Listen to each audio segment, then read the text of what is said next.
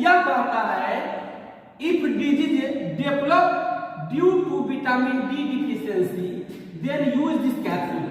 अगर हम लोग किसी को ट्रीवर की बीमारी है तो हम लोग क्या करेंगे, एक विटामिन डी का टेस्ट करा देंगे। पहले तो हिस्ट्री लेंगे, हिस्ट्री से आपको 90% वही सॉल्व हो गया। अगर वहां समझ में नहीं आ रहा है तो एक विटामिन डी की जांच करवा दीजिए। अगर उसका लेवल कम आता है तो ऑब्वियसली वह ट्रीवर विटामिन डी की कमी से हुआ है। उस कंडीशन में विटामिन डी का आप जो है कैप्सूल चला दीजिए। अब उसकी डोज की बात करें तो डोज क्या है, patient should take 1 cap per week same time after taking meal. जब पेशेंट भोजन कर लेगा तो इसको हफ्ता में एक दिन सेम टाइम यानी कि 9 बजे अगर आपने दवा को दिया है दिन में तो 9 बजे दिन में ही आपको 7वें दिन देना होगा। अगर 10 बजे रात में आपने विटामिन D3 की दवा दी है, इसका कैप्सूल और सचेत दोनों आता है। अगर 10 बजे दिए हैं तो फिर 7वें दिन 10 बजे ओडी ही देना है, एक बार ही देना है, लेकिन सेम टाइम पर। ये नहीं कि आज दे दिए 10 बजे अब बिहनिया दिए 11 बजे, नहीं चलेगा, क्योंकि मेडिकल टर्म को भी समझना है। और ऐसे भी dose as directed by your physician, आपके जो डॉक्टर हैं जो डोज बताते हैं वो लक्ष्मण रेखा हो जाता है। चलो कंडीशन के ऊपर भी डिपेंड करता है। चलिए आगे बढ़ते हैं।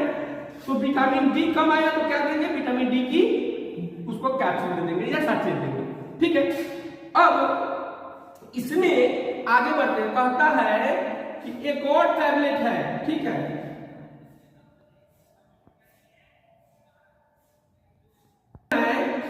This tablet reduce hyper electrical activity of brain.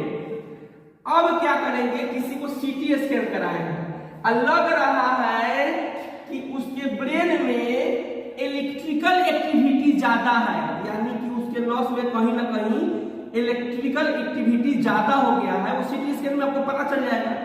उस कंडीशन में उस एक्टिविटी को, इलेक्ट्रिकल एक्टिविटी को, यानी इलेक्ट्रिकल एक्टिविटी ज्यादा हो गया तो उसको बोलते हैं हम लोग हाइपर इलेक्ट्रिकल एक्टिविटी। उस एक्टिविटी को हम लोग कम करने के लिए दवा देते हैं जिसका नाम है प्रीमिडन।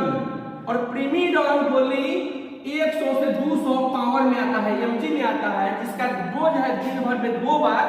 वह कंडीशन क्या होगा कि कितना इलेक्ट्रिकल एक्टिविटी ब्रेन में हो रहा है, उस कंडीशन से ये आपके डॉक्टर तय करेंगे कि मैंने आपको विदित हो, मैंने ऊपर बताया था आपको कि यहाँ पे क्या है, सबसे बड़ा मुख्य रीजन क्या है, एंजाइटी।